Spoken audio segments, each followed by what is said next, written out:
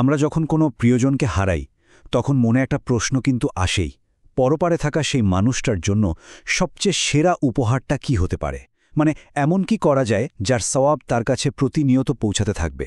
তো আজকের এই আলোচনাতে আমরা ঠিক এই বিষয়টাই দেখব। শরীয়তের চোখে কোনটা শ্রেষ্ঠ পথ আর কেনই বা শ্রেষ্ঠ সেইটা বোঝার চেষ্টা করব। প্রশ্নটা একদম সোজাসাপটা। মৃত প্রিয়জনের জন্য আমরা যে চল্লিশা বা ভোজের আয়োজন করি সেটা বেশি উপকারী, নাকি ওই একই টাকা দিয়ে যদি একটা কর্জে হাসানা বা সুদমুক্ত ঋণের ফান্ডে দান করা হয় সেটা উত্তম? এই দুটো পথের ফলাফল কি আর শরীয়তের ভিত্তি বা কি বলে সেটা নিয়ে আমাদের আজকের আলোচনা। চলুন তাহলে শুরু করা যাক আমাদের সমাজের খুব পরিচিত প্রথাটা দিয়েই। তো প্রথমেই আসা যাক চল্লিশার ভোজের কথায়। আমাদের সমাজে এটা কিন্তু খুবই পরিচিত একটা বিষয়। চলুন একটু গভীরে গিয়ে দেখি এই প্রথাটার আসল বাস্তবতাটা কি আর ইসলামে তাকে কিভাবে দেখে। এই দৃশ্যটা ভাবুন তো একবার, আমাদের সবারই খুব চেনা, তাই না? মৃত্যুর ৩ দিন, ৭ দিন বা ৪০ দিন পর আত্মীয় স্বজন পাড়া প্রতিবেশীদের ডেকে খাওয়ানো। যুগ যুগ ধরে এটা আমাদের সমাজে চলে আসছে। কিন্তু কখনো কি মনে প্রশ্ন জেগেছে এই রীতিটা আসলে এলো কোথা থেকে?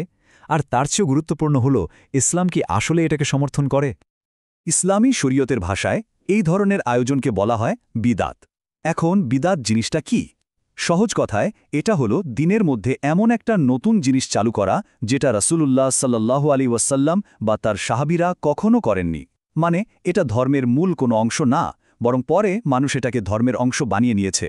দেখুন, রাসূল সাল্লাল্লাহু আলাইহি ওয়াসাল্লাম কিন্তু এই ব্যাপারে একটা পরিষ্কার মূলনীতি দিয়ে গেছেন। তিনি বলেছেন যে আমাদের এই দিনের মধ্যে নতুন কিছু বানাবে যা এর অংশ নয়, সেটা বাতিল বলে গণ্য হবে। একবার চিন্তা করুন, তার নিজের জীবনে তার স্ত্রী, তার সন্তান, কত প্রিয় সাহাবী ইন্তেকাল করেছেন, কিন্তু তিনি কি কখনো কারোর জন্য দিন তারিখ ঠিক করে এমন ভোজের আয়োজন করেছেন? করেননি। আর এটাই তো সবচেয়ে বড় প্রমাণ, তাই না? আর ব্যাপারটা শুধু বিদাত পর্যন্তই সীমাবদ্ধ না, এটা ইসলামের যে মূল স্পিরিট তারও কিন্তু একদম বিপরীত। ইসলামের শিক্ষাটা কি? শিক্ষাটা হলো যে পরিবারটা শোকাহত, বিপদে আছে, প্রতিবেশীরা তাদের জন্য খাবার পাঠাবে, তাদের পাশে দাঁড়াবে। কিন্তু চল্লিশার প্রথাতে কি হচ্ছে? ঠিক তার উল্টোটা। যেই পরিবারটা এমনিতেই প্রিয়জন হারিয়ে কষ্টে আছে, তাদের উপরেই চাপিয়ে দেওয়া হচ্ছে শত শত মানুষকে খাওয়ানোর এক বিশাল বোঝা। এটা তাদের জন্য মানসিক আর আর্থিকভাবে কতটা কষ্টের একবার ভেবে দেখুন। সাহাবীরা এই বিষয়টাকে কিভাবে দেখতেন জানেন? দেখুন, জারি ইবনে আবদুল্লাহ রাদিয়াল্লাহু আনহু কি বলেছেন। তারা মনে করতেন মৃত ব্যক্তির বাড়িতে জমায়েত হওয়া আর সেই শোকাহত পরিবারের পক্ষ থেকে খাবার আয়োজন করাটা নিয়াহাহের মতো। নিয়াহাহ মানে হল জাহিলি যুগের মতো করে উচ্চস্বরে বিলাপ করা, যা ইসলামের নিষিদ্ধ। তার মানে ইসলামের প্রথম প্রজন্মই এই কাজটাকে একটা খারাপ প্রথা হিসেবে দেখত। বেশ, তাহলে প্রশ্ন আসতেই পারে, চল্লিশা যদি সঠিক পথ না হয় তাহলে কোনটা সঠিক পথ? উত্তম বিকল্পটা কি? চলুন এবার আমরা এমন একটা পথের কথা বলবো যা শুধু শরীয়ত সমর্থনই করে না, বরং মৃত ব্যক্তির জন্য একটা অফুরন্ত কল্যাণের ঝর্ণা হয়ে বইতে পারে। আর সেই পথটার নাম হল সাদকায়ে জারিয়া। সদকায়ে জারিয়া শব্দটাতেই কিন্তু এর পুরো ধারণাটা লুকিয়ে আছে। জারিয়া মানে কি? চলমান। মানে এটা এমন একটা দান যার উপকারিতা কখনো ফুরিয়ে যায় না, ঠিক যেন একটা ঝর্ণার মতো, যা থেকে অনবরত পানি বইতেই থাকে। আর এর সওয়াবও ঠিক সেভাবেই দানকারীর আমলনামায় যোগ হতে থাকে, এমনকি তার মৃত্যুর পরেও। আর এই ধারণার মূল ভিত্তিটাই কিন্তু এই বিখ্যাত হাদিস। রাসূল সাল্লাল্লাহু আলাইহি সাল্লাম কি বলছেন? তিনি বলছেন, মানুষ মারা গেলে তার সব আমল বন্ধ হয়ে যায়, শুধু ৩টা জিনিস ছাড়া। আর সেই ৩টার মধ্যে প্রথমটাই হল সদকায়ে জারিয়া। ভাবুন তো, এটা আসলে এমন একটা ইনভেস্টমেন্ট যা মৃত্যুর পরেও ডিভিডেন্ড বা মুনাফা দিতেই থাকে। কিন্তু মুখে তো অনেক কথাই বলা যায়, সাদকায়ে জারিয়ার সবচেয়ে ভালো উদাহরণ আসলে কি হতে পারে? চলুন একটা বাস্তব উদাহরণ দিয়ে দেখি কিভাবে ছোট্ট একটা দান বছরের পর বছর ধরে মানুষের জীবন বদলে দিতে পারে আর প্রিয়জনের জন্য বয়ে আনতে পারে সওয়াবের এক বিশাল ভাণ্ডার। ধরে নিই কোনো মৃত প্রিয়জনের জন্য ৫০,০০০ টাকা খরচ করার একটা পরিকল্পনা করা হলো। আচ্ছা, এই একই পরিমাণ টাকা দিয়ে যদি দুটো ভিন্ন কাজ করা হয় তাহলে ফলাফলটা কেমন হতে পারে? চলুন সেটাই দেখা যাক। এই তুলনাটা একটু খেয়াল করে দেখুন। প্রথম পথে ৫০,০০০ টাকা দিয়ে একটা ভোজের আয়োজন করা হলো।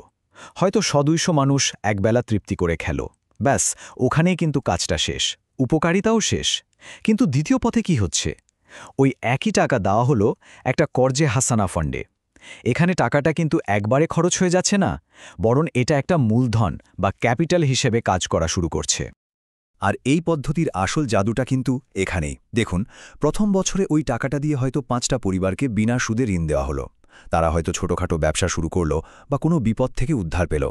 বছর শেষে তারা টাকাটা শোধ করে দিল। পরের বছর কি হলো? ওই একই 50,000 টাকা দিয়ে আবার নতুন 5টা পরিবারকে সাহায্য করা হলো। এভাবে দেখুন 5 বছরে 25টা পরিবার স্বাবলম্বী হয়ে গেল, কিন্তু মূল 50,000 টাকা কিন্তু তহবিলে ঠিকই রয়ে গেল। এটা একটা অসাধারণ চলমান চক্র, আর এই চক্রের সওয়াব মৃত ব্যক্তি কবরে শুয়েও পেতে থাকছেন। তো আমরা দুটো পথেরই বিশ্লেষণ দেখলাম, বাস্তব উদাহরণও দেখলাম। এবার সবগুলোকে এক জায়গায় এনে একটা চূড়ান্ত তুলনা করার পালা। চলুন একটা টেবিলের মাধ্যমে পুরো বিষয়টা এক নজরে দেখে নিই। তাহলে চূড়ান্ত ছবিটা কি দাঁড়াচ্ছে দেখুন। শরীয়তের দিক থেকে দেখলে 40 হলো একটা বেদাত, মানে নতুন উদ্ভাবন।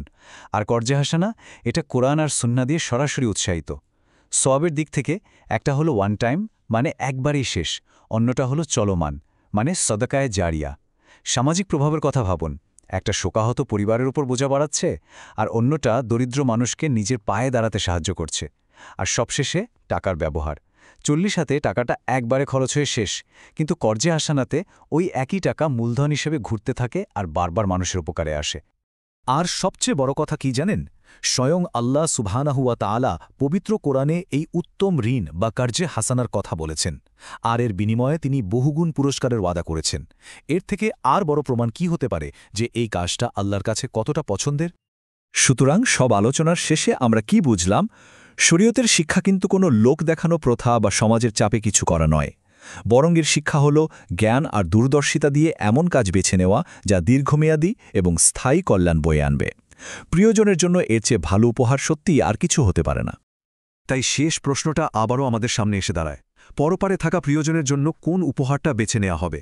এমন একটা ভোজ যা একদিনেই শেষ হয়ে যাবে, স্মৃতি থেকেও হয়তো মুছে যাবে, নাকি এমন একটা চলমান সাদকা যা প্রজন্মের পর প্রজন্ম ধরে মানুষের উপকার করে যাবে আর প্রিয়জনের আমূলনামায় যোগ করতে থাকবে অফুরন্ত সওয়াব?